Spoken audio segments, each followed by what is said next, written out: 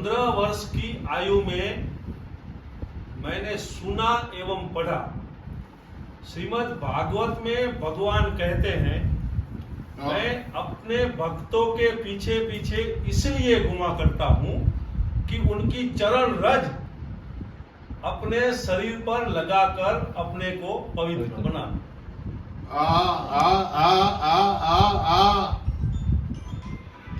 तो मन में आया कि भक्त भगवान से भी महान होता है, तो फिर मैं भक्त कैसे बनूं? अनेक संतों एवं साधकों से मैंने इस बारे में प्रश्न पूछा, लेकिन कहीं से संतोषजनक उत्तर नहीं मिला। 13 वर्ष बीत गए। इस प्रश्न का उत्तर पूछने के लिए मैं जून 1973 में श्रद्धेय स्वामी जी राम सुखदास जी महाराज के पास गीता भवन स्वर्गाश्रम हरिद्वार उसी केस में गया। सायं 5 बजे मैं गीता भवन पहुंचा। पता चला कि स्वामी जी महाराज का आज का सत्संग कार्यक्रम तो प्रवचन पूरे हो चुके हैं, अब कल बात होगी। रात्रि को 8 बजे गीता भवन नंबर 1 की लोन में एक अन्य संत के प्रवचन का कार्यक्रम था। संत पधारे, आसन पर विराजते ही बोले कि भाई किसी भी भाई बहन को कोई साधना संबंधी प्रश्न पूछना हो तो पूछो। फिर से उन्होंने बात दोहराई कि भाई किसी को कुछ पूछना है तो पूछो।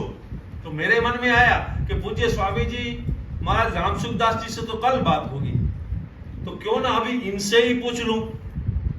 तो बिना जाने कि ये संत कौन है, मैं उस सभा में खड़ा हो गया और मैंने पूछा कि महाराज जी, मैं भगवान का भक्त बनना चाहता हूं, इसका ठोस उपाय बताने की कृपा करें। तो उन्होंने केवल 5 शब्दों में उत्तर दे दिया, जानी हुई बुराई को छोड़ दो। इतना उत्तर देके वो चुप हो गए। उनका उत्तर मुझे पसंद नहीं आया। फिर मैंने सोचा कि इन्होंने तो जप तप पूजा पाठ कीर्तन भजन आदि कोई भी बात नहीं की, इनके बिना मैं भक्त कैसे बन सकता हूं? तो मैंने दोबारा पूछा कि महाराज नंबर 2 पर क्या करना है? तो उनका उत्तर था कि सबके प्रति सद्भाव रखो, निकटवर्ती जन समाज को यथाशक्ति क्रियात्मक सहयोग दो। मैं आश्चर्यचकित था कि पूजा पाठ आदि साधना की बात तो अब भी नहीं आई। मैंने पुनः पूछा कि महाराज जी इसके बाद क्या करें? तो संत ने उत्तर दिया कि सद्भाव व सहयोग के बदले में कुछ भी मत चाहो। न अभी चाहो, न कभी चाहो, न भोग चाहो, न मोक्ष चाहो, न जगत से चाहो, न तो जगतपति से चाहो। अच्छा। सभा में सन्नाटा छा गया। मेरा इच्छित उत्तर न मिलने के कारण मेरे भीतर मेरे मन में हल्का क्रोध भी पैदा हो गया। मैं चौथी बार खड़ा हुआ और उनसे कहा कि महाराज जी ये मेरा अंतिम प्रश्न होगा। तो वे तपाक से बोले कि बेटा ये भी हमारा भी ये अंतिम उत्तर होगा, पूछो क्या पूछना है। तो मैंने कहा कि बस यह बता दीजिए कि नंबर 4 पर क्या करना चाहिए। तो उनका उत्तर था कि पहले ये 3 करके देख लो, चौथा अपने आप मालूम हो जाएगा। तो मैंने पूछा कि कैसे मालूम हो जाएगा? तो वे कड़क होकर बोले कि तुम कौन सी क्लास में पढ़ते हो? तो मैं तेज आवाज में बड़े अभिमान से बोला कि महाराज जी मेरी पढ़ाई 1965 में पूरी हो गई, मैं पढ़ता नहीं हूं, मैं यूनिवर्सिटी और कॉलेज में पढ़ाता हूं। तो वे बोले गधे कहीं के, तुम क्या पढ़ाते हो? और चुप हो गए।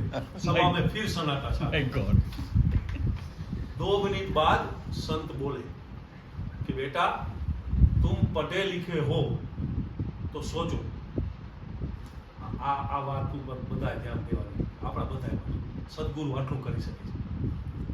બેટા तुम पढ़े लिखे हो तो सोचो, अंधेरा है, तुम्हें 10 मील तक जाना है, तुम्हें एक टॉर्च दे दे तो टॉर्च की रोशनी जहां तक जाती है वहां तक तुम चले जाओगे तो आगे अपने आप रोशनी होती जाएगी और तुम इस प्रकार 10 मील की यात्रा कर लोगे कि नहीं कर लोगे।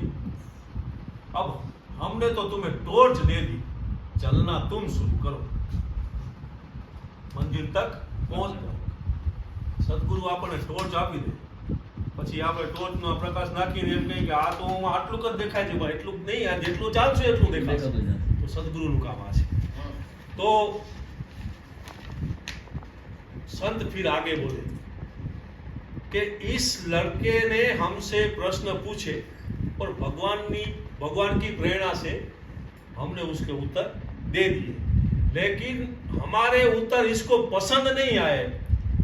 देखो लड़के, सावधान होकर सुन लो और आप सब लोग भी सुन लो कि यदि इस संसार का कोई भी भाई, कोई भी बहन किसी भी उपाय से बुराई का त्याग कर दे जिसे वह बुराई जानता है, तो इस दुनिया की ऐसी कोई भी चीज नहीं है जो उसे न मिल जाए, और जिसे आस्तिक लोग अपनी भाषा में भगवान कहते हैं, वे भगवान उसके चरणों में लौटने के लिए लालायित न हो जाए तो मुझे गोली मार देना, मुझे फांसी लगा देना।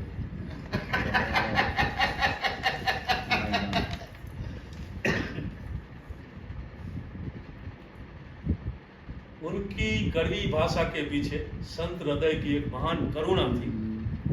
इस वाणी को सुनकर मेरे मन में उनके प्रति श्रद्धा हुई। मन में आया कि इतनी ठोस व चुनौतीपूर्ण बात बताने वाले कोई सामान्य संत नहीं है, उच्च कोटि के परम भक्त होने चाहिए। मैंने उनके बारे में साधकों से पूछा तो उन्होंने बताया कि इनका नाम है स्वामी सनानंद जी महाराज।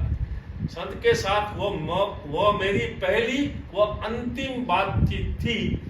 आज मुझे ऐसा लगता है कि उनकी कड़वी भाषा के पीछे संत हृदय की महान करुणा थी। वह भाषा मेरे लिए अमोघ आशीर्वाद व वरदान बन गई। आज उस भाषा की श्रुति मात्र से आंखें भर आती है, हृदय गदगदित हो जाता है, रोम रोम आनंदित हो जाता है। उन महान संत के चरणों में कोटि कोटि वंदन। दिकमचंद प्रजापति જેમણે આ લખ્યું છે, સનાનંદજી વિશે ખૂબ વાતો કરે છે, યુટ્યુબમાં પણ આપ બધા સર્ચ કરશો તો મળી શકશે। એમનો આ જાત અનુભવ છે સનાનંદજી બાબત।